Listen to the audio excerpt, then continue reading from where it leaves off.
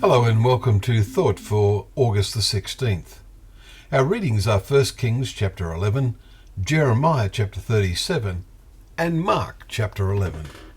And our thought is, and the Lord was angry. What makes God angry? An easy question?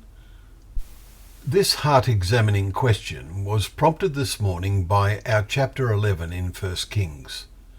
From verse 9 we read, "And the Lord was angry with Solomon because his heart had turned away from the Lord, the God of Israel, who had appeared to him twice and had commanded him, but he did not keep what the Lord commanded."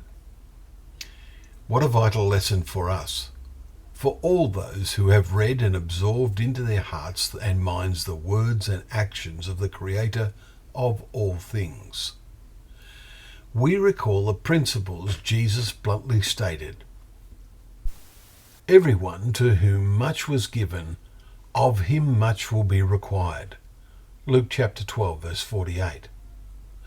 Ponder how much has been given to you and to me in being privileged to see the light of the meaning of life in the increasingly dark and godless world that surrounds nearly all of us.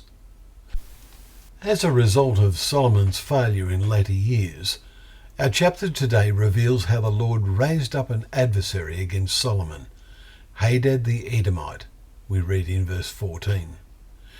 Other adversaries are named. God also raised up as an adversary to him Rezon. He was an adversary of Israel all the days of Solomon, we read in verse 23 and 25. It is worth noting that the Hebrew word translated adversary is actually Satan in the Hebrew text. But adversary is what Satan means. And we remember what we read 3 days ago, how Jesus said to Peter, "Get behind me, Satan, for you are not setting your mind on the things of God, but on the things of man." Mark chapter 8, verse 33. We must set our minds on the things of God. So has this become our established way of thinking? Peter went on through the experience of denying his Lord until that became his established way of thinking. Our Kings chapter states in its early verses, verse 4, that when Solomon was old, his heart was not wholly true to the Lord his God, as David his father had been.